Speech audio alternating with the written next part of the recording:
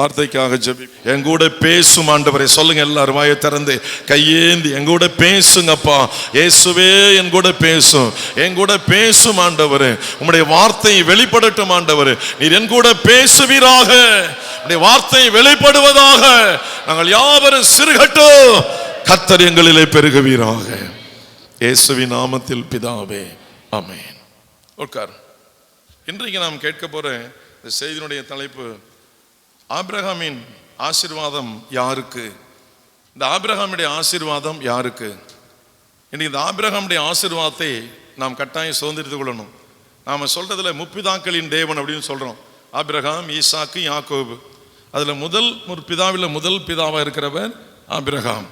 சரி, இப்படி வந்த இந்த ஆபிரகாமுக்கு வாக்குத்தத்தத்தின்படி ஈசாக்கு பிறந்து வருகிறார். அவருக்கு பெண் பார்ப்பதற்காக ஊழியக்காரனை அனுப்பி வைக்கிறார்.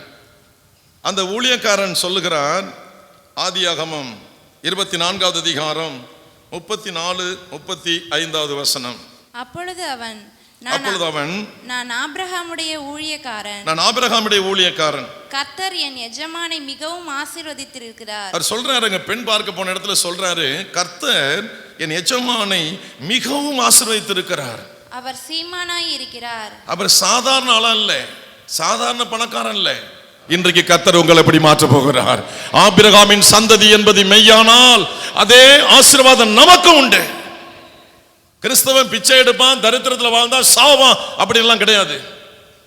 கிறிஸ்தவன் கொடுக்க பிறந்தவன். எத்தனை பேர் ஆமீன் சொல்றீங்க? கிறிஸ்தவன் கொடுக்க பிறந்தவன். இந்த ஆபிரகாமுடைய சந்ததி தான் நாம. அதே ஆசீர்வாதம் கொண்டு அவன் சீமானா இருக்கிறான். கர்த்தர் அவனுக்கு ஆடு மாடுகளையும், கர்த்தர் அவருக்கு 1 ஆடுகள் வெள்ளியையும், 2வது மாடுகள், 3வது வெள்ளி, பொன்னையும், 4வது பொன்னையும், வேலைக்காரரையும், 5வது வேலைக்காரரையும், வேலைக்காரிகளையும், 6வது வேலைக்காரிகளையும், ஒட்டகங்களையும், 7வது ஒட்டகங்களையும், கழுதைகளையும், 8வது கழுதைகளையும், 8 விதமான ஆசீர்வாதங்களினால் ஆபிரகாமை தேவன் நிரப்பி வைத்திருந்தார். அந்த 8 விதமான ஆசீர்வாதம் நாம் அவருடைய பிள்ளை என்பது மெய்யானால் நமக்கு உண்டு. ஆமென் சொல்லுங்க. அல்லேலூயா, அல்லேலூயா. இன்றையிலிருந்து கர்த்தர் உங்க வாழ்க்கையை மாற்ற போகிறார். இந்த ஆலயத்தில் வார்த்தை என்ன சொல்லுகிறீர்களோ அதை நிறைவேற்ற போகிறார் தேவன்.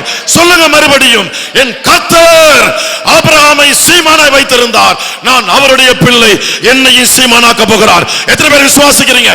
கையை வைத்து சொல்லுங்க, என்னை சீமானாக்க போகிறார், என்னை சீமானாக்க போகிறார். அல்லேலூயா. கிறிஸ்தவன் தரித்திரம் முடிச்சவன் இல்லையா? தரித்திரத்தை தொலைக்கிறவன் கிறிஸ்தவன். நல்லா புரிஞ்சுங்க.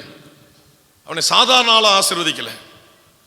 பஞ்சம் பிழைக்க போறான், மிகுந்ததோடு வர்றான். சுருக்கமா நான் உங்களுக்கு சொன்னேன், 13வது அதிகாரத்தில் ஆதியாகமத்தில் மிகுந்த ஆஸ்தியுடையவனாய் அவர்கள் ஒருமித்து குடியிருக்க அந்த பூமி அவர்களை தாங்க கூடாது இருந்தது. அவர்களுடைய ஆஸ்தி மிகுதியா இருந்தது. நாளைக்கு பேசுகிறார் உங்களோடு வார்த்தையின் வழியாக. அவர் உங்களை மிகுதியாய் ஆசீர்வதிக்க வல்லவராக இருக்கிறார், மிகுதியாய் ஆசீர்வதிக்க வல்லவராக இருக்கிறார். இன்றைக்கு இருக்கிற தரித்திரம் பிடிச்ச நிலைய குழி தோண்டி புதைக்க அவர் வல்லவராக இருக்கிறார். நம்புறீங்களா?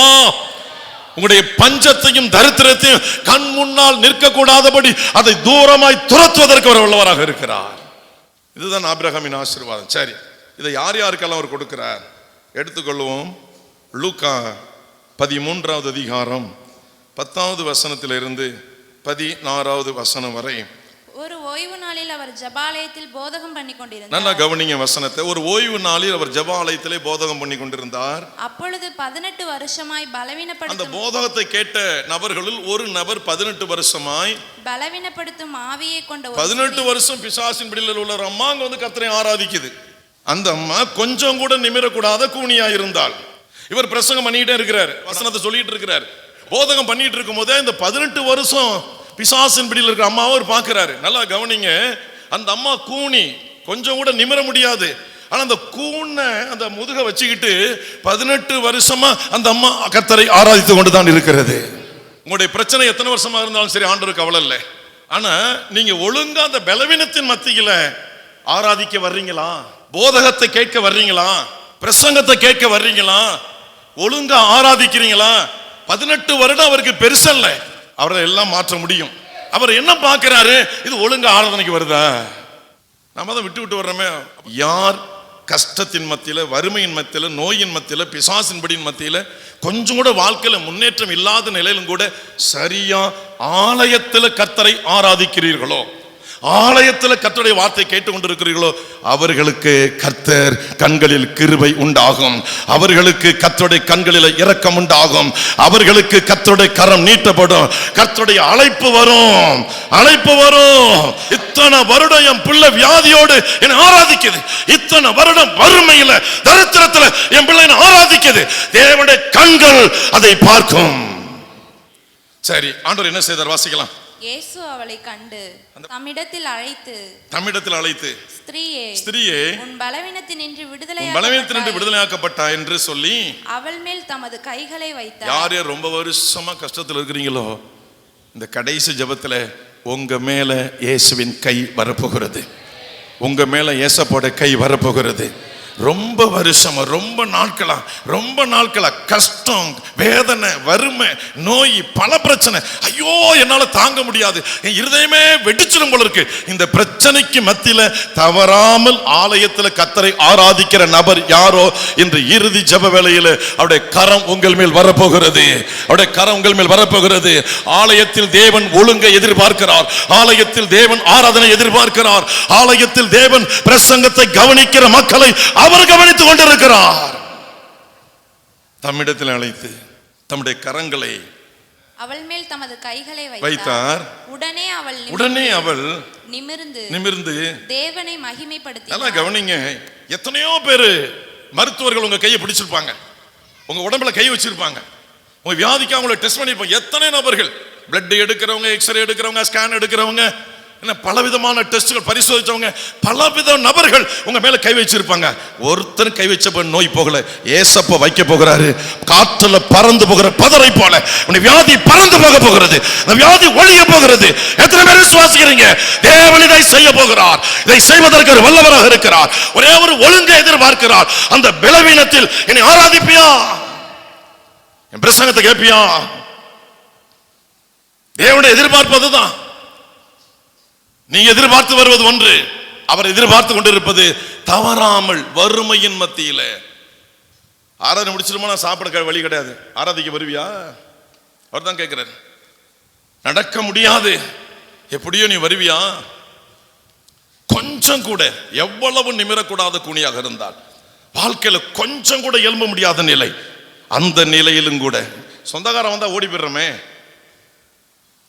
ஒரு கல்யாணம்னா ஓடி போயிடுறோமே, காலையில் ஒரு விருந்தாடி வரட்டும், ஒரு மீன் பையோட, ஒரு கறியோட, ஒரு சிக்கன் மட்டனோட வரட்டும், முடிஞ்சு போச்சு. அல்லேலூயா. 18 வருஷம் பிசாசு பிடியில் உள்ளவன், அந்த வசனம் சொல்லுது பாருங்க, 11வது வசனம் பிற்பகுதி, அவள் எவ்வளவு நிமிரக்கூடாத கூனியா இருந்தால், கொஞ்சம் கூட.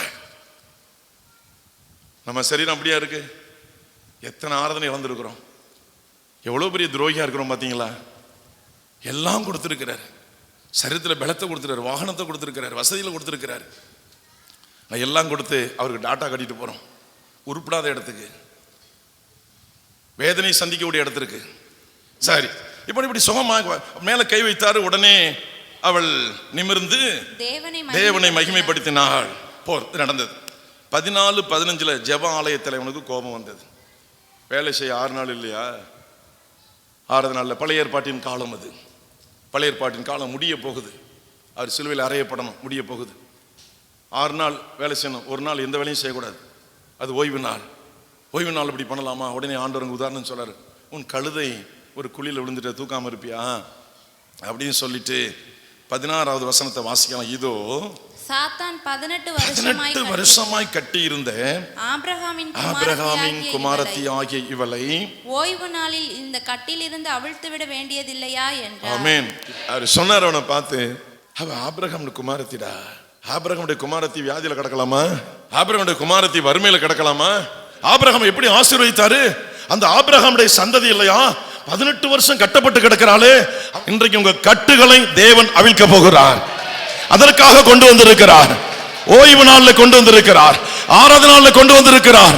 ஒரு கட்டு உங்களை நிமிர விடாமல் வைத்திருந்தது, ஒரு கட்டு எலும்ப விடாமல் வைத்திருந்தது, ஜெபிக்க விடாமல் வைத்திருந்தது, உங்கள் பிள்ளைகளை கேவலப்படுத்தினது, உங்க வாழ்க்கை குட்டுச்சோறாக்கி விட்டது. அந்த கட்டு இன்றைக்கு இயேசு அவிழ்த்து விட போகிறார். அந்த கட்டு இன்றைக்கு அறுக்கப்பட போகிறது. எத்தனை பேருக்கு சந்தோஷம்? எத்தனை பேருக்கு சந்தோஷம்? நீங்களும் நானும் ஆபிரகாமுக்கு குமாரர்கள், குமாரத்திகள். ஆமென். இன்றைக்கு இந்த ஆலயத்திற்குள் இந்த சத்தத்தை எத்தனை பேர் கேட்டுக் கொண்டிருக்கிறீர்களோ, உங்கள் மேல் இது எத்தனை வருஷமாக அந்த கட்டு இருந்தாலும் சரி, இன்றைக்கு தேவன் அறுக்க போகிறார். அந்த கட்டை உடைக்க போகிறார். அந்த கட்டு இன்றைக்கு சின்ன பின்னமாக போகிறது. காரணம், நீங்கள் ஆபிரகாமுடைய சந்ததி. அல்லேலூயா, அல்லேலூயா. சொன்னார் பாருங்க, ஆபிரகாமுடைய சந்ததி. இப்ப ஆபிரகாமுடைய சந்ததிக்கு என்ன குணாதிசயம்? ஒழுங்கா ஆராதிக்கும். அல்லேலூயா, அல்லேலூயா. அந்த கூனி எங்க வந்தா? ஜெபாலயத்திற்கு ஆராதிக்க. கூனி நடக்கவே முடியாது. அதை யாரு கொண்டு வந்தாங்கலாம் பைபிள் இல்லை. ஆனா 18 வருஷமா அந்த அம்மாவை என்ன பிடிச்சிருக்கு? ரொம்ப நாள் கஷ்டம் இன்றைக்கு உங்களை விட்டு விலக போகிறது. ரொம்ப நாள் கஷ்டம் உங்களை விட்டு விலக போகிறது. நீங்க ஒப்பு கொடுக்கணும். அப்படியே முழங்கால் படிட்டு நான் ஒழுங்கா ஆராதிக்கணும். அந்த கூனியை போல நான் ஆராதிக்கணும். முழங்கால் படிட்டு நான் ஒழுங்கா ஆராதனைக்கு வரணும். கால தாமதமா நான் வரக்கூடாது. ஆராதனைக்கு நியமித்த நேரத்தில் 5 நிமிடத்திற்கு முன்னாடி நான் ஆலயத்துக்குள்ள போகணும். ஏசப்பா, நான் 18 வருடம் அந்த கூனியை போல ஒழுங்கா ஆராதிக்கணும். ஒழுங்கா வசனம் கேட்கணும். தவறாமல் தவறாமல் தவறாமல் ஆராதனை விடாமல் விடாமல் நான் ஆராதனை இழக்க கூட. சொல்லுங்க, அந்த கூனிக்கு இருந்த வைராக்கியத்தை எனக்கு தாங்கப்பா. நான் ஆபிரகாமின் சந்ததி அல்லவா? ஆபிரகாமுடைய ஆசீர்வாதத்தை சுதந்தரிக்க பிறந்தவன் அல்லவா? அல்லேலூயா, ஸ்தோத்திரம். ஆபிரகாமுடைய சந்ததி ஒழுங்கா ஆராதிக்கும். எல்லா சூழ்நிலையும் கர்த்தருடைய வசனத்தை கேட்க வரும். ஆமென். வாசிக்கலாம் 17வது வசனம். அவர் அப்படி சொன்னபோது அவரை விரோதித்திருந்த அனைவரும் வெட்கப்பட்டார்கள். ஆமென். இன்றைக்கு அவர் நமக்குள்ள இருக்கிறார். இயேசு. உங்களை விரோதிக்கிறவர்கள் இயேசு விரோதிக்கிறார்கள். உங்களை ஏற்றுக்கொள்கிறவர்கள் இயேசு ஏற்றுக்கொள்கிறார்கள். உங்களுக்கு வாழ்த்துதல் சொல்லுகிறவர்கள் இயேசுக்கு வாழ்த்துதல் சொல்லுகிறார்கள். உங்களை சபிக்கிறவர்கள் இயேசுவை சபிக்கிறார்கள். உங்களை வேதனைப்படுத்துகிறவர்கள் இயேசு வேதனைப்படுத்துகிறார்கள். இப்ப நல்லா கவனிங்க. அவர் அப்படி சொன்னபோது அவரை விரோதித்திருந்த அனைவரும் வெட்கப்பட்டார்கள். ஜனங்கள் எல்லாரும் அவரால் செய்யப்பட்ட சகல மகிமையான செய்கைகளை குறித்தும் சந்தோஷப்பட்டார்கள். ஆமென், அல்லேலூயா. ஆபிரகாமுடைய சந்ததிக்கு மகிமையான காரியங்கள் வெளிப்பட போகிறது. ஆபிரகாமுடைய சந்ததிக்கு, ஆராதிக்கிற சந்ததிக்கு, தவறாமல் பிரசங்கம் கேட்கிற சந்ததிக்கு, கஷ்டத்தின் மத்தியில் ஆலயத்தை தேடி ஓடி வருகிற சந்ததி ஆசீர்வதிக்கப்பட போகுது. எந்த கட்டுகள் உங்களை கட்டி போட்டதோ எலும்ப கூடாதபடி இன்றைக்கு அந்த கட்டு இயேசுவின் நாமத்தில் உடைய போகிறது. அந்த கட்டு இன்றைக்கு அறுக்கப்பட போகிறது. தேவன் அதை அறுத்து தூக்கி எறிய போகிறார். அதை உடைத்து அதை நொறுக்கப்பட போகிறார். ஆமென், ஹல்லேலூயா. இரண்டாவது ஒரு காரியத்தை நாம் வாசிக்கலாம். லூக்கா 19வது அதிகாரம், நீ 1வது வசனத்திலிருந்து 6வது வசனம் வாசித்தா, அவர் எரிகோவில் பிரவேசித்து அதன் வழியாக நடந்து போகையில் ஆயக்காரருக்கு தலைவனும் ஐஸ்வர்யவானுமாயிருந்த சகேயு, ஒரு பெரிய பணக்காரன், ஒரு தலைவன் சகேயு. 6 வசனம் வாசிக்கிற பொழுது, எல்லாரும் இயேசு இயேசுன்னு ஓடுறாங்க. அந்த இயேசு எப்படிப்பட்டவர்? அவர் நான் பார்க்கணும். ஒரு நாள் அவர் ஆசைப்பட்டார். அவர் தலைவன், ஒரு புத்தியுள்ள ஒரு தலைவன். இப்போ புத்தியுள்ள தலைவர்கள்லாம் இயேசுவை பார்க்க ஆசைப்படுவார்கள். புத்தி கெட்ட தலைவர்கள் இயேசுவை பார்க்க ஆசைப்பட மாட்டார்கள். அவர் நல்ல தலைவன், அறிவாளி. எல்லாரும் இயேசு இயேசுன்னு போகிறாங்க. அப்படி என்ன அந்த இயேசு செய்கிறாரு? அவர் பார்க்கணும் எப்படிப்பட்டார். ஒரு குறிப்பிட்ட இடத்துலேருந்து ஒரு குறிப்பிட்ட இடத்துக்கு வர்றாருன்னு கேள்விப்பட்டு அவர் வருகிற வழியில் ஒரு காட்டத்தி மரத்து மேலே ஏறி உட்காந்துட்டார். அவர் சைஸில் கொஞ்சம் குள்ளம். கிட்ட வந்த உடனே மரத்தை அண்ணாந்து பார்த்தார் இயேசு. அவர் மேலே இருக்காருன்னு யாருக்குமே தெரியாது. யாரும் இயேசுநாட்ட சொல்லலை. கவனிங்க, எத்தனை பேர் கஷ்டத்தோடு மன பாரத்தில் வந்திருக்கிறீங்களோ, உங்க கஷ்டம் யாருக்கும் தெரியாது நினைக்காதீங்க. இயேசுவுக்கு மட்டும் தெரியும். இயேசுவுக்கு மட்டும் தெரியும். அவன் பார்க்க ஆசைப்பட்டு ஏறி உட்காந்துருக்கிறான். மரத்தடி ஓரத்தில் வந்தார். அண்ணாந்து பார்த்தார். சகைவை இறங்கி வானார். அவனுக்கு அள்ளு இல்லை. எப்படா நம்ம பெயர் அவருக்கு தெரியும்? நான் அவரை முன்ன பார்க்கல பின்ன பார்க்கல, என்னை பத்தி யாரும் போய் சொல்ல. சகைவை இறங்கி வான்ட்டார். அவன் சந்தோஷமா இறங்கி வந்து வீட்டுக்கு அழைச்சு வந்துட்டான். 7வது வசனத்தை வாசிக்கலாம். அதை கண்ட யாவரும் இவர் பாவியான மனுஷனிடத்தில் தங்கும்படி போனார் என்று முறுமுறுத்தார்கள். இவர் பாவியான மனுஷன் வீட்டுக்கு போறாரு, அவன் பாவியாச்சே, தலைவன் தான். மற்றவங்களை காரணம் காட்டி ஏமாத்தல நினைக்காதீங்க. நீ ஆபிரகாமுக்கு குமாரன் என்பது மெய்யானால் உங்க தவறை நீங்க உணர்ந்தா உங்க வீடு ரட்சிக்கப்படும். இந்த மனுஷன் சொல்றான், என் ஆஸ்திகளில் பாதியை ஏழைகளுக்கு கொடுக்கிறேன். நான் எதையாகிலும் யாரிடத்துல ஏமாற்றி வாங்கினது உண்டானால் அது நாளத்தனே திரும்ப செலுத்துகிறேன். இந்த ரெண்டு குணமும் யாருக்கிட்ட இருக்கோ அவர்கள் ஆபிரகாமுடைய குமாரர்கள். அல்லேலூயா, அவர்கள் ஆபிரகாமுடைய குமாரர்கள். அந்த வீடு இன்றைக்கு ரட்சிக்கப்படும். தன் தவறை உணர்கிறவர்கள், தன் ஆஸ்திகளில் ஏழைகளுக்கு கொடுக்கிறவர்கள், தன் ஆஸ்தியினால் ஏழைகளுக்கு உதவி செய்கிறவர்கள், தன்னுடைய பொருளாதாரத்தை சபைக்கு கொடுக்கிறவர்கள், ஊழியத்தை தாங்குகிறவர்கள், சபையில் ஏழைகளை தாங்குகிறவர்கள் யாரோ அவர்கள் ஆபிரகாமுடைய குமாரர்கள். அந்த வீடு ரட்சிக்கப்படும். இன்றைக்கு இந்த வீட்டிற்கு ரட்சிப்பு வந்தது. இவனும் அவன் குமாரன் இருக்கிறார். அடுத்த வசனம் சொன்னார், இழந்து போனதை தேடவும் ரட்சிக்கவுமே மனுஷகுமாரன் வந்திருக்கிறார். ஆமேன். ஒரு நிமிஷம் முழங்கால் படிட்டு இந்த ரெண்டு பேருக்குள்ள குணாதிசயத்தை எனக்கு தார ஆண்டவர். எல்லாரும் கேளுங்க. சகையுக்குள்ள குணாதிசயம், அந்த 18 வருடம் கட்டப்பட்ட கூனிக்கு இருந்த அந்த குணாதிசயம், ஆராதனையின் ஒழுங்கு, கஷ்டத்தில் ஆராதனை, வறுமையிலும் கூட ஆராதனை, தரித்திரத்திலும் கூட ஆராதனை, நோய்வாய்ப்படும் போது கூட ஆராதனை. இயேசுவே, இந்த ரெண்டு நபர்களுக்குள்ள சுபாவத்தை எனக்கு தான். ஏன் தவற நான் உணரணும், ஏன் மதியினத்தை நான் உணரணும். ஆண்டவரே, எனக்கு கொடுக்கப்பட்ட பொருளாதாரத்தில் ஒரு பகுதியை நான் உதவி செய்யணும். எனக்கு கொடுக்கப்பட்ட பொருளாதாரத்தில் ஒரு பகுதி எனக்கு கீழே இருக்கிற ஏழைகளுக்கு நான் உதவி செய்யணும். அல்லேலூயா. சகை சொன்னானே, என் ஆஸ்திகளில் பாதியை ஏழைகளுக்கு கொடுக்கிறேன்.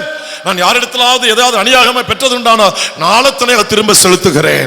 ஐயா உமக்கு ஸ்தோத்திரம். ஒரு ஓய்வு நாளில் ஜெப ஆலயத்தில் தேவன் பிரசங்கம் பண்ணி வந்த வேளையிலே 18 வருஷமாய் கட்டப்பட்டிருந்த கூனி அவளும் கர்த்தரை ஆராதித்தாளே. ஆண்டவரே, நான் ஆராதனையை இழக்க கூடாதப்பா. ஆமென். உட்காருங்க. கர்த்தரை ஸ்தோத்திரம். மூன்றாவது ஒரு காரியத்தை நாம் வாசிக்கலாம், எடுத்துக்கொள்வோம். மத்தேயு 3வது அதிகாரம் 5வது வசனத்திலிருந்து 9வது வசனம் வரை.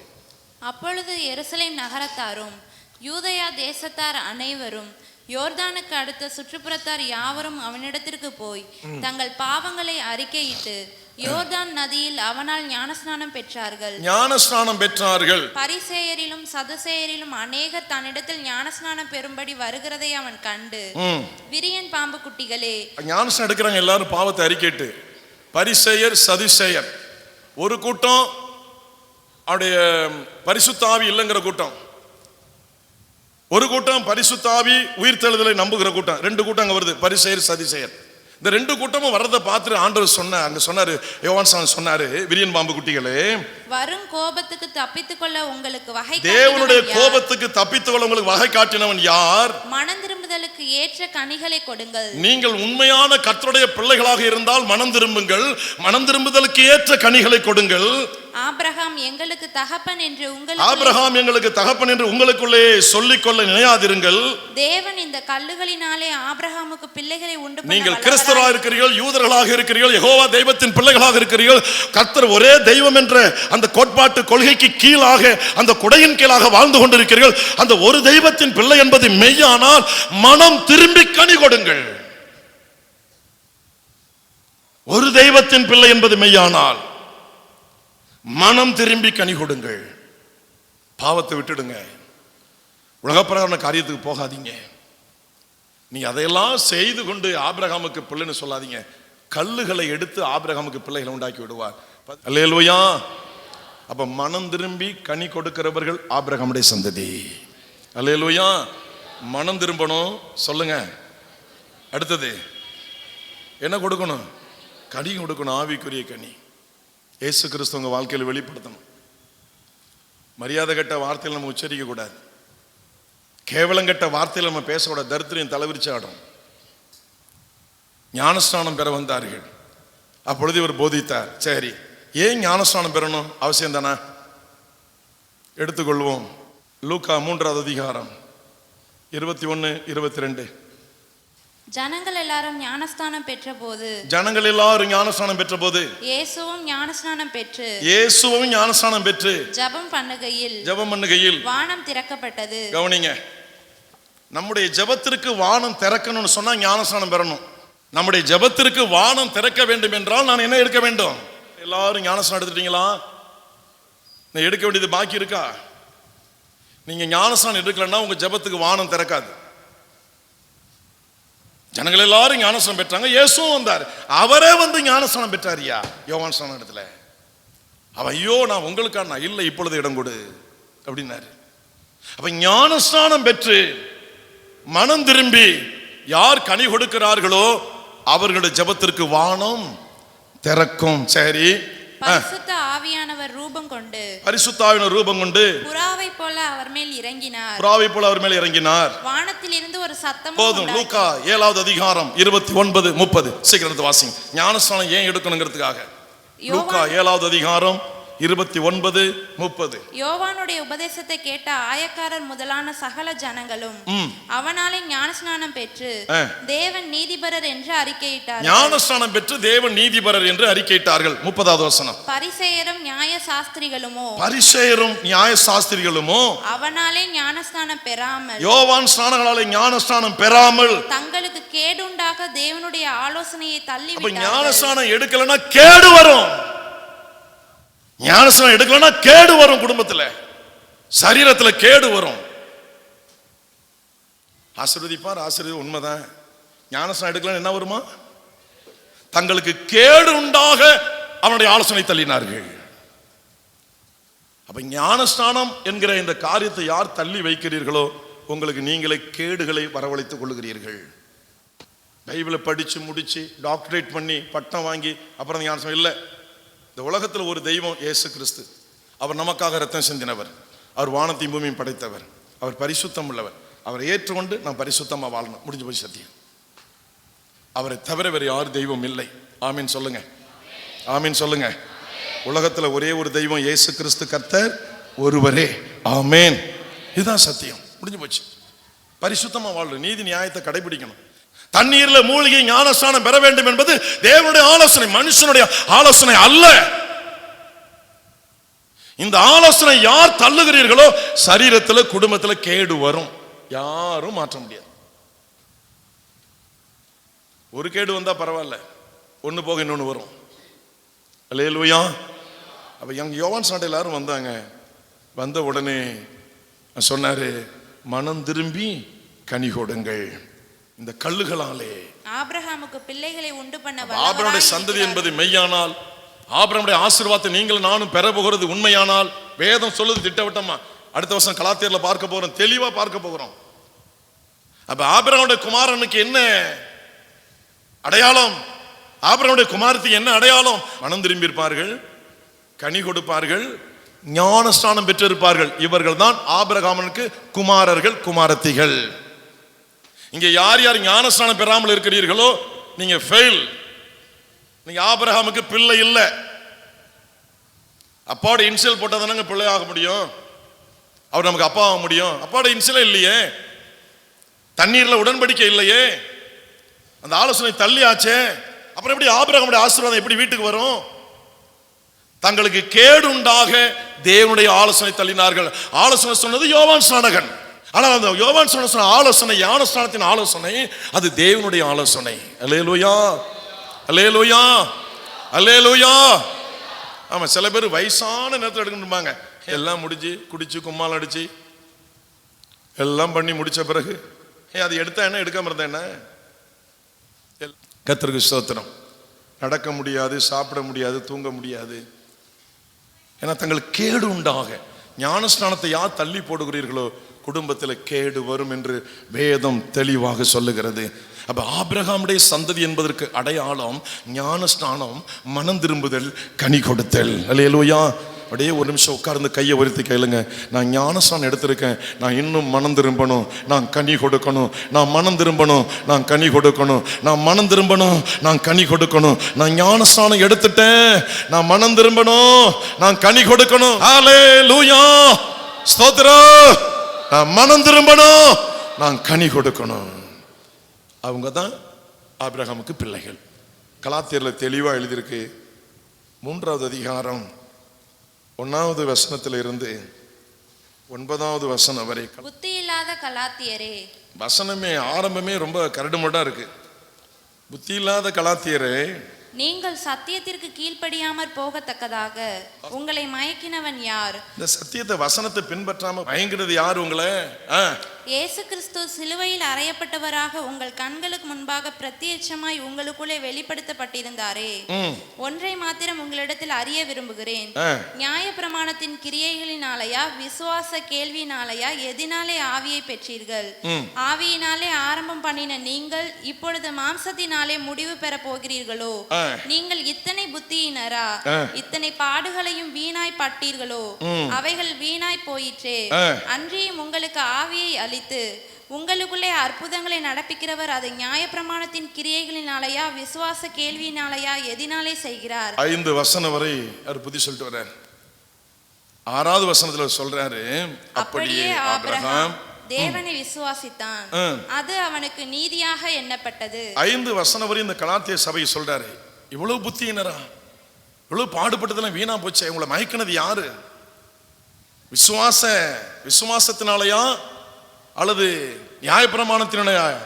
நியாயப்பிரமாணத்தின் கிரியைகளினாலயா விசுவாசத்தின் கேள்வினால எதனால ஆவியை பெற்றீர்கள்?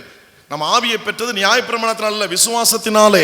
அல்லேலூயா, ஆமென். நல்லா கவனிங்க, நம்ம ஆபிரகாமுடைய சந்ததி.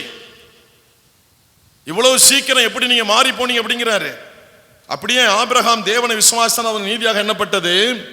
ஆகையால் விசுவாச மார்க்கத்தார்கள் யார் யாருக்குள்ள விசுவாசம் இருக்கிறதோ அந்த விசுவாச மார்க்கத்தார்கள் எவர்களோ அவர்களே ஆபிரகாமின் பிள்ளைகள் என்று அறிவீர்களா? ஒரு அல்லேலூயா சொல்லுங்க. வந்திருக்கிற உங்களுக்குள்ள இயேசு எனக்கு செய்வார், என்னை காப்பாற்ற நம்பிக்கை யாருக்குள்ள இருக்கோ அவங்க தான் ஆபிரகாமுடைய சந்ததி. இந்த விசுவாசம் இருந்தா ஆராதனை விட்டு வெளில ஓடுவோமா? யார் விசுவாச மார்க்கத்தார்களோ அவர்களே. அப்ப இந்த கலாத்தியர் சபையில ஏதோ விசுவாசம் குறைந்திருக்கதான் ஆபிரகாம் சொல்றாங்க. அவன் விசுவாசித்தான், அவனுக்கு நீதியாக எண்ணப்பட்டது. ஆக விசுவாச மார்க்கத்தார்கள் எவர்களோ ஒண்ணுமே இல்லைங்க, எதுவுமே இல்லை, எதுவுமே கிடைக்கல, உங்க முயற்சி எல்லாம் தோல்வி. ஆனால் நம்பிக்கையோடு நீ உட்கார்ந்து இருக்கிறீங்க, விசுவாசம் இருக்கு, எப்படி இயேசு எனக்கு தருவார் நம்பிக்கை. அவர்கள் தான் ஆபிரகாமுடைய ஆசீர்வாதத்தை சுதந்திரிக்க முடியும். அல்லேலூயா, அல்லேலூயா, அல்லேலூயா. அவர்கள் தான் ஆபிரகாமுடைய ஆசீர்வாதத்தை சுதந்திரிக்க முடியும். ஆபிரகாம் சும்மா ஆசீர்வதிக்கல, மிகப்பெரிய ஆசீர்வதிச்சார். இன்னை வரையும் ஒரு பேர் நம்ம சொல்றோம், பழைய ஏற்பாட்டில் உள்ள முற்பிதா. இன்றைக்கு வரையும் அவருடைய பேர் நம்ம சொல்றோம். புதிய ஏற்பாட்டில் அப்போஸ்தலன் பவுல் அதை சொல்லி வராரு கலாத்திய சபைக்கு. நம்ம வாசிக்கலாம் 7வது வசனங்கள். மேலும் தேவன் விசுவாசத்தினாலே புறஜாதிகளை நீதிமான்களாக்குகிறார் என்று வேதம் முன்னாக கண்டு உனக்குள் சகல ஜாதிகளும் ஆசீர்வதிக்கப்படும் என்று ஆபிரகாமுக்கு சுவிசேஷமாய் முன்னறிவித்தது. அந்தபடி விசுவாச மார்க்கத்தார் விசுவாசமுள்ள ஆபிரகாமுடனே ஆசீர்வதிக்கப்படுகிறார்கள். அந்தபடி விசுவாச மார்க்கத்தார் விசுவாசமுள்ள ஆபிரகாமுடனே ஆசீர்வதிக்கப்படுகிறார்கள். கவனிங்க, ஆசீர்வாதத்தை எப்படி ஆபிரகாமுக்கு கொடுத்தாரோ அது உங்களுக்கு தருவேன்னு இந்த வேத வசனம் நமக்கு சொல்லுது. அல்லேலூயா. விசுவாசம் வேணும், விசுவாசம் வேணும். ஐவிசுவாசம் வார்த்தையை வாய்விட்டு தூக்கிறீங்க. இது எப்படி நடக்கும், நடக்குமா, இது கிடைக்குமா, இது எப்படி கிடைக்கும் அப்படி கிடையாது. வந்திருக்கிற பல ஜாதி வந்திருக்கிறோம். இப்போ யாருக்குள்ள தினம் ஆசீர்வதிக்கப்பட்டிருக்கிறோம்? ஆபிரகாமுக்குள்ள ஆசீர்வதிக்கப்பட்டிருக்கிறோம். ஆனால் இன்னும் பரிபூர்ண ஆசீர்வாதத்தை பெறணும். நீங்க இன்னும் பரிபூர்ணமான ஆசீர்வாதத்தை பெறணும். அதற்கு 3வது உங்களுக்கு தேவை விசுவாசம். கையை உயர்த்தி கேளுங்க, விசுவாசம். விசுவாசத்தை வர்த்திக்க பண்ணுங்கப்பா. கையேந்தி கேளுங்க. ஒரு நிமிஷம் கூட நீங்க எழுந்து கூட நிக்கலாம். கையேந்தி கேளுங்க, ஆண்டவரே என் விசுவாசத்தை வர்த்திக்க பண்ணும். கேளுங்க கேளுங்க கேளுங்க, வாயை திறந்து கேளுங்க, சத்தமிட்டு கேளுங்க. என்னுடைய அவிசுவாசம் விட்டு நீங்கணும், என் நம்பிக்கை குறைவை விட்டு நீங்கணும், என்னுடைய அவிசுவாசம் நீங்கணும். நிச்சயமா நீ என்னை ஆசீர்வதிப்பீர், நிச்சயமா எனக்கு சுகத்தை தருவீர். என் விசுவாசத்தை வர்த்திக்க பண்ணும், என் விசுவாசத்தை வர்த்தி. கேளுங்க அம்மா, தம்பி, தங்கச்சி கேளுங்க. வாலிப பிள்ளைகளை, படிக்கிற பிள்ளைகளை வாயை திறந்து கேளுங்க. பெற்றவர்களே வாயை திறந்து கேளுங்க. என் விசுவாசத்தை வர்த்திக்க பண்ணுங்கப்பா, என் விசுவாசத்தை பெருக பண்ணும், என் விசுவாசத்தை பெருக பண்ணும். ஆமென். உட்காருங்க. கீழே உள்ள வசனங்களை வாசிப்போம். 9. அந்தபடி விசுவாச மார்க்கத்தார் விசுவாசமுள்ள ஆபிரகாமுடனே ஆசீர்வாதம் ஆபிரகாமுக்கு எப்படி கிடைத்ததோ விசுவாசம் இன்றைக்கு யாருக்கு இருக்கோ அதே ஆசீர்வாதம் உங்களுக்கும் உண்டு. அல்லேலூயா. நம்புறீங்களா? நம்ம சபையில ஆட்டோ வச்சிருக்கிறாங்க, டெம்போ வச்சிருக்கிறாங்க, வேன் வச்சிருக்கிறாங்க, லாரி வச்சிருக்கிறாங்க, டிராக்டர் வச்சிருக்கிறாங்க, பஸ் தான் இல்லை. சந்தோஷம். இன்னும் இந்த வாகனங்கள் பெருகட்டும். நான் இயேசுவின் நாமத்தில் ஆசீர்வதிக்கிறேன், பெருகும்படியாக. ஆனால் நீங்க ஞாயிற்றுக்கிழமை கட்டடிச்சீங்கன்னா வாகனம் இருக்காது வீட்டில். ஜாக்கிரதை. வீட்டில் வாகனம் இருக்காது. ஆள் இருப்பீங்க, வாகனம் இருக்காது. அவ்வளவுதான். மஞ்சகாமலைக்கு அது என்னது, கிளநலியா, பாலில் ஊற்றி கொடுக்குறாங்க. ஆந்தக்குடியில் சீனிவாசபுரத்து அந்த பாலத்துக்கு கீழே ஒருத்தர் வைத்தியர் இருக்காரு, கொடுக்குறாரு அப்படின்னா மருந்து வியாதியை போக்கும். ஆனால் அதே வைத்தியர் சொல்லுவார், கோழி இறி தின்னுட்டு அதை பாம்பாரு, நான் மருந்தையும் குடிப்பேன், கோழியும் தின்ன பத்தியம் முறிந்து விடும், அவ்வளோதான், உயிரும் போயிடும். வாகனம்லாம் பெருகட்டு, நல்லது. தெளிவா சொல்றேன், வசனம் சொல்லுது, விசுவாச மார்க்கத்தார்கள் ஆபிரகாமுடைய ஆசீர்வதிக்கப்படுகிறார்கள். அவருடைய ஆசீர்வாதத்தை ஒரு தடவை படிச்சிருவோமா? 24வது அதிகாரம் 35வது வசனம், ஆதியாகமம். அப்பொழுது அவன், நான் ஆபிரகாமுடைய ஊழியக்காரன். ஆபிரகாமுடைய ஊழியக்காரன் சொல்றாரு, பெண் எடுக்க போற வீட்டுல போய் சொல்றாரு, சம்பந்தி வீட்டுல சொல்றாருங்க, கர்த்தர் என் எஜமானனை மிகவும் ஆசீர்வதித்திருக்கிறார். அல்லேலூயா சொல்லுங்க. அத்தனை குடும்பங்களையும் கர்த்தர் மிகவும் ஆசீர்வதிக்க போகிறார். ஒரு அம்மாட்ட சொன்னார், அவங்க எல்லாமே இந்த புத்தர்களை வணங்குறவங்க. இயேசுநாதர் உங்களை ஆசீர்வதிப்பார் வாங்க அப்படின்னு சொல்லியிருக்கிறார். அந்த அம்மா சொல்லியிருக்காங்க, என் புருஷன் குடிகாரனா இருக்கிறான், அவன் தெரிஞ்சல, எனக்கு ஒரு வேலை கிடைக்கல, என் பிள்ளையை படிக்க வைக்க ஃபீஸ் கிடைக்கல, நான் பெரிய தரித்திரத்தில் இயேசு பற்றி சொல்றியாப்பா, என்ன அந்த இயேசு என்ன செய்வார்? இங்கே கஷ்டப்பத்தி கவலைப்படாதீங்க, அங்கே செத்தா பரலோகம் இருக்கு, நடந்து போகிற இடமே தங்கம் தான், அப்படி இப்படின்னு சொல்லியிருக்காங்க. எப்பா அந்த தங்கத்தில் கொஞ்சம் பேத்து கொடுப்பாரு அந்த இயேசு. நான் இங்கே இவ்வளோ கஷ்டப்படுறேன், பிள்ளைக்கு ஃபீஸ் கட்ட காசு இல்லை, என்ன புருஷன் குடிகாரனா இருக்கேன், எனக்கு ஒரு வேலை கிடைக்கல, நானே கஷ்டத்தில் இருக்கிறேன், ஓடிப்போ அப்படின்னு சொல்லி அவரை விரட்டி விட்டாங்களா. இயேசு பற்றி சொல்ல வந்துட்டேன் அப்படின்னு சொல்லி அவர் வந்துட்டார். வந்து ஜெபம் பண்ணிட்டு அழுதுருக்கார், ஆண்டவரே உடைய சத்தியத்தை தானே சொன்னேன், பரலோகம் உண்டு, அங்கே தங்கமயமான ரோடு, நடக்கிறதே தங்கத்தில் தான் சொன்னேன், அந்த அம்மா என்னை இப்படி சொல்லிவிட்டாங்களே. அப்புறம் ஆண்டவர் பேசினாராம், நீ என்னை தவறாக புரிந்து கொண்டிருக்கிறாய் அப்படின்னாராம். என்ன வசனத்தின் வழியா பேசினாராம், நான் ஜனங்களை ஆசீர்வதிக்கிற தேவன் என்பதை நீ மறந்து போனாய். அல்லேலூயா, அல்லேலூயா. அடுத்த நாள் போனாராம். இந்த வசனம் வந்த பிறகு ஆண்டவர் பேசின பிறகு போயிருக்கிறாரு. போய் அதே வீட்டில் கதை திட்டிருக்காரு, ஏன் மறுபடியும் வந்துட்டியா, வா, ஏன் என்ன சொல்ல போற? அந்த அம்மா சொன்னாராம், அம்மா உங்களுக்கு வேலை கிடைக்கும், உங்க புருஷன் குடியை விட்டுருவாரு, உங்க பிள்ளைக்கு ஸ்கூல்ல படிக்க ஃபீஸ் கட்ட பணம் கிடைக்கும், எல்லாத்தையும் இயேசு நிறைவேற்ற தருவாரு. அந்த அம்மா இவ்வளோ உற்சாகமா ஒரு வாலிபன் சொல்றானே, போய் தான் பாப்போமேனு இந்த ஆலயத்து வந்திருக்கு. அங்கே ஆலயத்தில் வந்தா பழைய பாய், பிஞ்சு போன பாய், இந்த கடக்கில் இது மாதிரி, இது கொஞ்சம் நல்லா இருக்கு, பிஞ்சு போன பாய் கிடக்கு கீழே. மேலே பார்த்தா தகரம், பழைய அந்த டின்னெல்லாம் வெட்டி அந்த பழைய சீட்டை, தகர சீட்டை போட்டு வச்சுருந்துருக்கிறாரு. பார்த்துருக்காங்க, நம்ம குடும்பமே பரவாயில்ல போல இருக்க, இவ்வளோ மோசமாக இருக்கு அப்படின்னு சொல்லிட்டு அவர் சொல்லியிருக்காரு. இல்லை ஏசு தருவார். சரி இந்த வாலியம் இவ்வளோ உற்சாகமாக சொல்கிறானே, சரி நம்ம போய் தான் பார்ப்போமேன்னு சொல்லி அந்த அம்மா தொடர்ந்து வந்திருக்கிறாங்க. இவர் உற்சாகப்படுத்திட்டே இருந்திருக்கிறாரு. திடீர்னு பார்த்தீங்கன்னா அந்த அம்மாவுக்கு ஒரு வேலை கிடச்சிட்டு, அந்த குடியை விட்டுட்டாரு, பிள்ளைக்கு ஃபீஸ் கட்ட பணம் கிடச்சிட்டு, அந்த அம்மா சபையில் நம்பர்னு விசுவாசிச்சாங்க, அந்த சபையே ஆசீர்வதிக்க ஆரம்பிச்சிட்டாங்க. அல்லேலூயா, அல்லேலூயா. அதே வார்த்தை இன்றைக்கு நான் பதிவு செய்கிறேன். ஊட்டியாடி சபையின் விசுவாசிகள் ஆசீர்வதிக்கப்படுவார்கள், மிகுதியாய் ஆசீர்வதிக்கப்படுவார்கள். என் எஜமானனை என் தேவன் மிகுதியாய் ஆசீர்வதித்திருக்கிறார். அந்த வார்த்தை இந்த சபையில நிறைவேற போகிறது. ஆமென். சொல்லுங்க, என்ன தேவை? விசுவாசம் இருந்துச்சுன்னா உங்களை ஆபிரகாம் ஆசீர்வதித்தது போல கர்த்தர் உங்களை ஆசீர்வதிப்பார். ஆபிரகாமுக்கு ஆடுகளை கொடுத்தார், மாடுகளை கொடுத்தார், வெள்ளியுடைமைகளை கொடுத்தார், பொன்னுடைமைகளை கொடுத்தார், வேலைக்காரி கொடுத்தார், வேலைக்காரர்களை கொடுத்தார், ஒட்டகத்தை கொடுத்தார், கழுதைகளை கொடுத்தார். 8 வகையான ஆசீர்வாதத்தை கர்த்தர் கொடுத்தார். உங்களை அதை விட அதிகமாக கர்த்தர் நிரப்ப போகிறார். அந்த 8 விதமான ஆசீர்வாதத்தை விட இன்னும் அதிகமாய் கொடுக்க போகிறார். அல்லேலூயா. நம்ம ஆண்டவர் நல்லவர். இன்னையிலிருந்து நம்ம சபையை கர்த்தர் மாற்றி அமைக்க போகிறார். ஏன் பிறகு வேற இடத்துக்கு போகுதா? இல்லை, இதே இடத்துல தான் இருக்க போகுது. உங்க வாழ்க்கையை மாற்றி அமைக்க போகிறார். தரித்திரியம் தலைவிரிச்சாடுது, அது ஒளிஞ்சு போக போகுது. இன்றையிலிருந்து மாறப்போகுது, இன்றையிலிருந்து மாறப்போகுது. நீங்க மனம் திரும்பி இருக்கிறீங்க, நீ ஒப்பு கொடுத்திருக்கிறீங்க, உங்க வாழ்க்கை மாறப்போகுது, தரித்திரியம் மாறப்போகுது. அல்லேலூயா. உங்க வீட்டுல யாரு மனம் திரும்பல, உங்க மனம் திரும்ப போகிறாங்க. உங்க விசுவாசத்தை கர்த்தர் அங்கீகரிக்கிறாரு. இப்பொழுது என்ன விசுவாசத்தை வைக்கிறீங்களோ அதை கர்த்தர் ஏற்றுக்கொள்ளுகிறார். அந்த விசுவாசம் நிறைவேற போகுது. இந்த நேரத்தில் எதை விசுவாசிக்கிறீங்களோ அது உங்களுக்கு நடக்க போகுது. உங்க உறவுகளை குறித்து நினைச்சாலும் சரி, உங்க வீட்டில் உள்ளவங்களை நினைச்சாலும் சரி, கர்த்தர் நிறைவேற்ற போகிறார். கர்த்தர் நிறைவேற்ற போகிறார். கர்த்தர் ரட்சிக்க வல்லவர். எதையும் செய்ய அவரால் முடியும். ஆமென். நான் ஆபிரகாமின் சந்ததி சொல்லுங்க.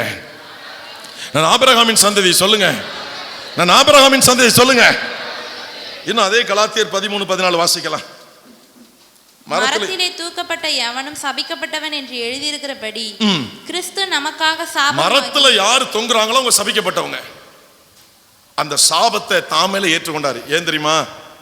இந்த இடத்துல உட்கார்ந்து இருக்கிற நீங்களும் இந்த சத்தத்தை கேட்டுக்கொண்டிருக்கிற ஒவ்வொரு நபரும் சாபத்தை சுமந்திருந்தோம். அந்த சாபத்தை அவர் சுமந்து கொண்டு நமக்கு ஆசீர்வாதத்தை மாற்றி கொடுத்திருக்கிறார். அல்லேலூயா. நியாயப்பிரமாணத்தின் சாபத்திற்கு நம்மை நீங்களாக்கி மீட்டு கொண்டார். ஆபிரகாமுக்கு உண்டான ஆசீர்வாதம் கிறிஸ்து இயேசுவினால் புறஜாதிகளுக்கு வரும்படியாக ஆவியை குறித்து சொல்லப்பட்ட வாக்குத்தத்தத்தை நாம் விசுவாசத்தினாலே பெரும்படியாகவும் அப்படி ஆயிற்று. இன்னும் வாசிக்கலாம் 26 29 வரை. நீங்கள் எல்லாரும் கிறிஸ்து இயேசுவை பற்றி விசுவாசத்தினால் தேவனுடைய புத்திரராய் இருக்கிறீர்களே. ஏனெனில் உங்களில் கிறிஸ்துவுக்குள்ளாக ஞானஸ்நானம் பெற்றவர்கள் எத்தனை பேர்? கிறிஸ்துவுக்குள்ளாக ஞானஸ்நானம் பெற்றவர்கள் எத்தனை பேரோ அத்தனை பேரும் கிறிஸ்துவை தரித்துக் கொண்டீர்களே. ஞானஸ்நானம் பெற்றவர்கள் இயேசு கிறிஸ்துவை தரித்துக் கொண்டிருக்கிறீர்கள். கிறிஸ்துவை அணிந்து கொண்டிருக்கிறீர்கள் சரீரத்திலே. ஞானஸ்நானம் பெறாதவர்கள் அசுத்த ஆவியை தரித்துக் கொண்டிருக்கிறீர்கள். இதுக்கு மேல ஞானஸ்நானம் எடுக்காதவங்களுக்கு போதிக்க முடியாதியா? இதுல நீங்க திருந்தலன்னா இந்த ஜென்மத்துக்கு திருந்த மாட்டீங்க. என்ன நாள் பார்க்குறீங்க? 1 மாசம் ஆகட்டும், 2 வருஷம் ஆகட்டும், 3 வருஷம் ஆகட்டும். உயிரை பிடிச்சிருந்தாருன்னா கொரோனாவில் யோசித்து பாருங்க. யாருக்கு காலம் வைக்கிறீங்க, நேரம் வைக்கிறீங்க? அவருக்கா? கிறிஸ்துவை தரித்துக் கொண்டிருக்கிறீர்கள். யூதன் என்றும் கிரேக்கன் என்றும் இல்லை, அடிமை என்றும் சுயாதீனம் என்றும் இல்லை, ஆண் என்றும் பெண் என்றும் இல்லை, நீங்கள் எல்லாரும் கிறிஸ்து இயேசுவுக்குள் ஒன்றாய் இருக்கிறீர்கள்.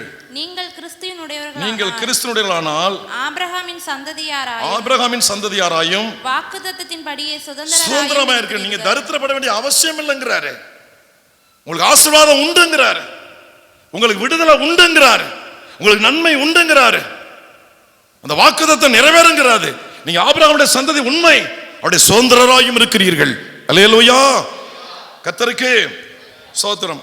இன்னொரு காரியத்தை நான் வாசிக்கலாம். ரோமர் 4வது அதிகாரம் 17வது வசனத்திலிருந்து. அநேக ஜாதிகளுக்கு உன்னை தகப்பனாக ஏற்படுத்தினேன் என்று எழுதியிருக்கிறபடி அவன் தான் விசுவாசித்தவருமாய் மரித்தோரை உயிர்ப்பித்து இல்லாதவைகளை இருக்கிறவர்கள் போல் அழைக்கிறவருமாய் இருக்கிற தேவனுக்கு முன்பாக நம் எல்லாருக்கும் தகப்பனானான். உன் சந்ததி இவ்வளவாய் இருக்கும் என்று சொல்லப்பட்டபடியே தான் அநேக ஜாதிகளுக்கு தகப்பனானவதை நம்புகிறதற்கு ஏதுவில்லாதிருந்தும் அதை நம்பிக்கையோடு விசுவாசித்தான். அநேக ஜாதிகளுக்கு தகப்பனாவதை நம்புவதற்கு ஏதுவில்லாதிருந்தும் அதை நம்பிக்கையோடு விசுவாசித்தான். அவன் விசுவாசத்திலே பலவீனமாய் இருக்கவில்லை. அவன் ஏறக்குறைய 100 வயதுள்ளவனாய் இருக்கும்போது தன் சரீரம் செத்து போனதையும் சாராளுடைய கர்ப்பம் செத்து போனதையும் எண்ணாதிருந்தான். சரீரமே செத்து போச்சு, சாராளுடைய கர்ப்பமும் செத்து போச்சு. கவனிங்க, உங்க வாழ்க்கையில எந்தெந்த ஆசீர்வாதமெல்லாம் செத்து போச்ச கவலையப்படாதீங்க. உங்க சரீரம் நீங்க பலவீனப்பட்டு இருக்கலாம், விசுவாசத்துல பலவீனமா இருக்காதீங்க. வரும், ஏதோ ஒரு வழியில வரும். ஏதோ ஒரு வழியில கர்த்தர் கொடுக்க எனக்கு வல்லவராக இருக்கிறார். ஏதோ ஒரு வழியில எனக்கு வாய்க்க பண்ணுவார். ஏதோ ஒரு வழியில எனக்கு கிடைக்கும். அல்லேலூயா. நம்புவதற்கு ஏதுமில்லாதிருந்தும் அது நம்பிக்கையோட விசுவாசித்தானா. அவன் சரீரம் செத்து போச்சான், சாராவுடைய கற்பமும் செத்து போச்சான். ஆனா செத்து போன கற்பத்துல ஒரு குழந்தை உண்டானது. அல்லேலூயா. விசுவாசம் செத்து போன இடத்துல உயிருள்ள நன்மைகளை கொண்டு வரும். எதை இழந்தீங்களோ அந்த நன்மை மறுபடியும் உங்களுக்கு கிடைக்கும். எது இருந்தால் விசுவாசம் இருந்தால். வாசிக்கலாம் தொடர்ந்து. தேவனுடைய வாக்குத்தத்தத்தை குறித்து அவன் அவிசுவாசமாய் சந்தேகப்படாமல். வாக்குத்தத்தத்தை குறித்து அவன் சந்தேகப்படல, அவிசுவாசப்படல, சந்தேகப்படல. தேவன் வாக்குத்தத்தம் பண்ணினதை நிறைவேற்ற வல்லவராய் இருக்கிறார் என்று முழு நிச்சயமாய் நம்பி தேவனை மகிமைப்படுத்தி. எப்படி மகிமைப்படுத்த? கிடைக்கவே இல்லை. எப்படி மகிமைப்படுத்துறது? கிடைக்கவே இல்லை. அவரை மகிமைப்படுத்தினான். எனக்கு கிடைக்கும், எனக்கு தரப்போகிறார், என் ஆண்டவர் தரப்போறார், என் ஆண்டவரால் முடியும், என் ஆண்டவரால் முடியும், என் ஆண்டவர் செய்ய போகிறார், எனக்கு அது கிடைக்கும், எனக்கு அது வாய்க்கும். கிடைக்கவே இல்லை. தெய்வத்தை மகிமைப்படுத்தினான். அல்லேலூயா. ஒரு நிமிஷம் உங்களுக்கு ஒரு வாய்ப்பு தர்றேன், ஒரு அரை நிமிஷம் அப்படியே கண்ணை மூடி. எதெல்லாம் கிடைக்கலையோ, எதெல்லாம் உங்க கைக்கு வராம இருக்க, வரவே வராது, வாய்ப்பு இல்லை அப்படின்னு நினைக்கிறீங்கெல்லாம் ஒரு கையை நெஞ்சில் வச்சுக்கிட்டு ஒரு கையை உயர்த்தி எனக்கு கிடைக்கும் அப்படின்னு சொல்லி சோத்திரம் சொல்லுங்க. எதுவா இருக்கட்டும், எந்த பிரச்சனையா இருக்கட்டும், அது எந்த ஆசீர்வாதமா இருக்கட்டும், அது சுகமா இருக்கட்டும், பணமா இருக்கட்டும், இடமா இருக்கட்டும், வீடா இருக்கட்டும், பொருளா இருக்கட்டும், எதுவா இருக்கட்டும், எனக்கு கிடைக்கும். இயேசு தரப்போகிறார். மகிமைப்படுத்துங்க. சோத்திரம் சொல்லி மகிமைப்படுத்துங்க. எனக்கு மகிமைப்படுத்துங்க. கர்த்தரை மகிமைப்படுத்துங்க, மகிமைப்படுத்துங்க, உயர்த்துங்க, உயர்த்துங்க. சோத்திரம் சொல்லுங்க. சோத்திர பலியிடுகிறவன் என்னை மகிமைப்படுத்தார் எழுதியிருக்கிறது. கிடைக்கல, ஆனா கிடைக்கும். மகிமைப்படுத்துங்க, மகிமைப்படுத்துங்க. தேவனை மகிமைப்படுத்தினான். ஆமென். வாசிக்கலாம் அடுத்த வசனம். தேவனை மகிமைப்படுத்தி விசுவாசத்தில் வல்லவனானான். ஆகையால் அது அவனுக்கு நீதியாக எண்ணப்பட்டது. எதுல வல்லவர்களாமான? பேச்சில இல்ல. எதுல வல்லவனா மாறணும்? சரீரத்துல இல்ல, விசுவாசத்துல வல்லவர்களாய் மாறணும். அல்லேலூயா.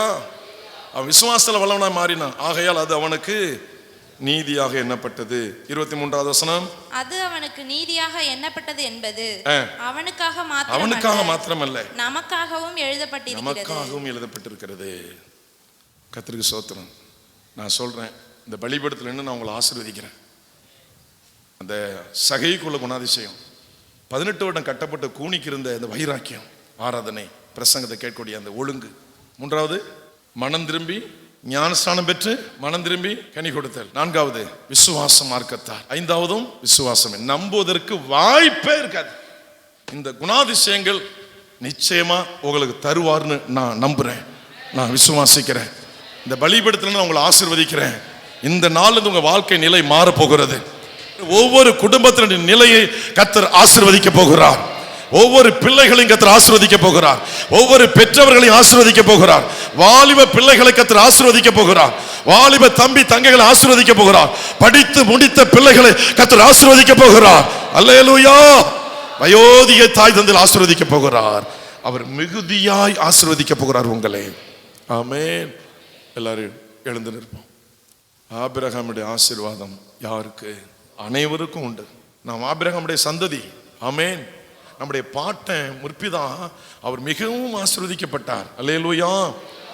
நீங்க சுபாவத்தை கேளுங்க, அந்த கூனியினுடைய சுபாவத்தை கேளுங்க, சகையுடைய சுபாவத்தை கேளுங்க, விசுவாசத்தை கேளுங்க. மனம் திரும்பி நான் கனி கொடுக்கணும். நான் ஞானஸ்நானம் எடுத்தது மட்டுமல்ல, நான் மனம் திரும்பி கனி கொடுக்கணும். ஆண்டவரே மக்கு நல்ல சுபாவங்களை எனக்கு ஏற்படுத்துங்கப்பா. சகை சொன்னான், என் ஆஸ்திகளில் பாதியை நான் ஏழைகளுக்கு கொடுக்கிறேன். நான் எதையாகிலும் இடத்தை அநியாயமே பெற்றதுண்டானால் 4 தனையாக திரும்ப கொடுத்து செலுத்துகிறேன். அல்லேலூயா. இந்த சுபாவத்தை எனக்கு தாங்கப்பா. இந்த சுபாவத்தை எங்களுக்கு தாரும் ஆண்டவரே. அல்லேலூயா. எல்லாரும் வாயை திறந்து கேளுங்க. ஆசீர்வாதம் உறுதி. உங்களை ஆசீர்வதிக்க போறது உறுதி. கர்த்தர் உங்களை உயர்த்த போறது உறுதி. உங்க தரித்திரத்தை குழி தோண்டி புதைக்க போகிறார். உங்க வறுமையை குழி தோண்டி புதைக்க போகிறார். நோய் கிருமிகளை அழிக்க போகிறார். பாவ கட்டுகள், சாப கட்டுகள் இன்றைக்கு உடைய போகிறது. நோயின் கட்டுகள் இன்றைக்கு உடைய போகிறது. அல்லேலூயா. எல்லா அக்கிரமத்தின் கட்டுகள், அநியாயத்தின் கட்டுகள், எல்லா பிலிசூனிய கட்டுகள் இன்னைக்கு எரிந்து சாம்பலாக போகுது. உங்களை நிச்சயம் ஆசீர்வதிக்க போகிறார். உங்க குடும்பத்தை நிச்சயம் ஆசீர்வதிக்க போகிறார். கர்த்தருடைய ஆசீர்வாதம் இறங்கி வரப்போகுது. அல்லேலூயா. ஞானஸ்நானம் பெற்று இயேசு ஜெபம் பண்ணினார். வானம் அவருக்கு திறந்தது. இந்த நாளிலிருந்து வானம் உங்களுக்கு திறக்க போகிறது. வானத்தின் பலகணிகளை இயேசு திறக்க போகிறார். இடம் கொள்ளாமல் போக மட்டும் உங்களை ஆசீர்வதிக்க போகிறார். அல்லேலூயா. ஆபிரகாமை என் கர்த்தர் சீமானாய் வைத்திருக்கிறார். அவர் மிகவும் ஆசீர்வதிக்கப்பட்டிருக்கிறார். நாம் ஆபிரகாமின் சந்ததி. அதே ஆசீர்வாதம் நமக்கு உண்டு. ஆபிரகாமுடைய ஆசீர்வாதம் எனக்கு வேணும். நான் ஆபிரகாமுடைய குமாரத்தி, நான் ஆபிரகாமுடைய குமாரன். என்னை ஆசீர்வதிங்கப்பா. கூனியை போல இந்த சுபாவத்தை எனக்கு தாரோ, சகைக்குள்ளான சுபாவத்தை எனக்கு தாரோ. நான் மனம் திரும்பி கனி கொடுக்கணும், நான் மனம் திரும்பி கனி கொடுக்கணும். இந்த வார்த்தை உங்களை குறித்து பேசப்பட போகிறது. உங்களை சீமானாய் மாற்ற போகிறார், உங்கள் குடும்பத்தை சீமானாய் மாற்ற போகிறார். கர்த்தர் உங்களை ஆசீர்வதிக்க போகிறார். தரித்திரம் நீங்க போகிறது, வறுமை நீங்க போகிறது, ஒரு உன்னத ஆசீர்வாதம் இறங்கி வரப்போகிறது. ஆபிரகாமுக்கு உண்டான ஆசீர்வாதம் இன்றைக்கு நமக்கு உண்டாக போகிறது. ஆபிரகாமுக்கு உண்டான ஆசீர்வாதம் இன்றைக்கு உங்களுக்கு உண்டாக போகிறது. இன்றைக்கு வந்திருக்கிற ஒவ்வொருவருக்கும் ஆமென். பெற்றுக்கொள்ளுங்கள், ஆசீர்வாதங்களை பெற்றுக்கொள்ளுங்கள். கர்த்தர் உங்களை ஆசீர்வதிக்க போகிறார். அல்லேலூயா. விசுவாசம் தேவை, மனம் திரும்புதல் தேவை, கனி கொடுத்தல் தேவை, ஞான ஸ்நானம் தேவை, பக்தி வைராக்கியம் தேவை. எந்த கஷ்டத்திலையும் ஆராதனை இழக்க கூடாது, பிரசங்கத்தை இழக்க கூடாது. அல்லேலூயா. பிரசங்கத்தை கேட்ட தேவ பிள்ளைகளே, உங்களுக்கு ஒரு விடுதலையின் வல்லமை இறங்கி வரப்போகிறது. ஒரு விடுதலையின் அக்கினி இறங்கி வரப்போகிறது. கட்டுகளை எரிக்கக்கூடிய அக்கினி, கட்டுகளை எரிக்கக்கூடிய அக்கினி, கட்டுகளை எரிக்கக்கூடிய அக்கினி இயேசுவின் நாமத்தில் இப்பொழுது இறங்க போகிறது. பெற்றுக்கொள்ளுங்கள், விடுதலையை பெற்றுக்கொள்ளுங்கள். உங்களுக்கு விரோதமாக வைக்கப்பட்ட செய்வன ஆவிகள் இப்பொழுது நெருப்பு பற்றி எரிகிறது. செய்வன ஆவிகள் இயேசுவின் நாமத்தினால் நெருப்பு பற்றி எரிகிறது. அசுத்த ஆவிகள் இயேசுவின் நாமத்தினால் எரிகிறது.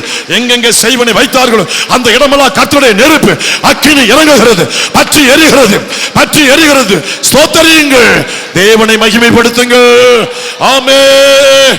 கர்த்தர் விடுவிக்கிறார், இயேசு விடுவிக்கிறார், இயேசு விடுவிக்கிறார், இயேசு விடுவிக்கிறார். விடுதலையை பெற்றுக்கொள்ளுங்கள், விசுவாசிங்க, விசுவாசிங்க. அல்லேலூயா, அல்லேலூயா. யார் யார் நம்புகிறீர்களோ அது உங்களுக்கு நீதியாக எண்ணப்படுகிறது, அது உங்களுக்கு நீதியாக எண்ணப்படுகிறது. பதில் கொடுக்கப்படுகிறது, பதில் கொடுக்கப்படுகிறது. இயேசுவின் நாமத்தில் அது நீதியாக எண்ணப்படுகிறது. ஸ்தோத்திரம், நன்றி அப்பா, நல்லவரே, விடுதலை நாயகனே, விடுவிக்கிற தெய்வமே, கண்ணீரை துடைக்கிற தெய்வமே. அல்லேலூயா, ஸ்தோத்திரம். கர்த்தர் விடுவித்துக் கொண்டிருக்கிறார், கர்த்தர் சுகத்தை கொடுத்து கொண்டிருக்கிறார். விடுதலையை பெற்றுக்கொள்ளுங்கள், சுகத்தை பெற்றுக்கொள்ளுங்கள், சுகத்தை பெற்றுக்கொள்ளுங்கள். இயேசுவின் நாமத்தில் அவருடைய தெய்வீக வல்லமை இறங்கி கொண்டிருக்கிறது, சுகமளிக்கிற வல்லமை இறங்கி கொண்டிருக்கிறது. அல்லேலூயா. உமக்கு ஸ்தோத்திரம் அப்பா. முழங்கால் படிடுவோம், கர்த்தரை பணிந்து கொள்ளுவோம். கர்த்தர் நம்முடைய பணிந்து கொள்ளுதலை, நம்முடைய தொழுகையை தேவன் அங்கீகரித்தார். நம்ம எல்லாரும் அப்பாவுக்கு ஸ்தோத்திரம் சொல்லுவோம். நாம் ஆபிரகாமுடைய சந்ததி, நாம் ஆசீர்வதிக்கப்படுறது பொழுது உறுதி. மிகப்பெரிய நன்மைகளை சுதந்திரிக்க போகிறோம், மிகப்பெரிய ஆசீர்வாதங்களை சுதந்திரிக்க போகிறோம், மிகப்பெரிய வெற்றியை பெறப்போகிறீர்கள். தோல்வி முகம் வெற்றி முகமாய் மாறப்போகிறது. தோற்று போன நீங்கள் வெற்றி பெற போகிறீர்கள். இழந்து போன உங்கள் வாழ்க்கையில வைப்பதற்கு இடமில்லாத அளவிற்கு தேவன் உங்களை ஆசீர்வதிக்க போகிறார். வைப்பதற்கு இடமில்லை என்று சொல்லக்கூடிய அளவிற்கு இயேசு உங்களை ஆசீர்வதிக்க போகிறார். ஆசீர்வதிக்கிறார், ஆசீர்வதிக்கிறார். இயேசுவின் நாமத்தில் நான் ஆசீர்வதிக்கிறேன். அல்லேலூயா. இயேசுவின் நாமத்தில் உங்களை ஆசீர்வதிக்கிறேன். ஊழியக்காரனாகிய நான் உங்களை இயேசு நாமத்தினாலே ஆசீர்வதிக்கிறேன், இயேசு நாமத்தினாலே ஆசீர்வதிக்கிறேன். ஆபிரகாமுக்கு உண்டான ஆசீர்வாதம் உங்கள் அனைவருக்கும் உண்டாவதாக. ஆபிரகாமுக்கு உண்டான ஆசீர்வாதம் உங்கள் அனைவருக்கும் இயேசுவின் நாமத்தினாலே உண்டாவதாக. நிறைவாய் ஆசீர்வதிங்கப்பா. எல்லாரையும் பொறுப்படுத்துகிறோம் இயேசுவின் நாமத்தில் பிதாவே. என் ஆத்துமாவே கர்த்தரை ஸ்தோத்திரி, என் முழு உள்ளமே பரிசுநாமத்தை ஸ்தோத்திரி. என் ஆத்துமாவே கர்த்தரை ஸ்தோத்திரி, அவர் செய்த சகலம் மறவாதே. ஆமென். அல்லேலூயா, அல்லேலூயா, அல்லேலூயா. கர்த்தரை ஸ்தோத்திரம், கர்த்தரை ஸ்தோத்திரம், கர்த்தரை ஸ்தோத்திரம், கர்த்தரை ஸ்தோத்திரம், கர்த்தரை ஸ்தோத்திரம்.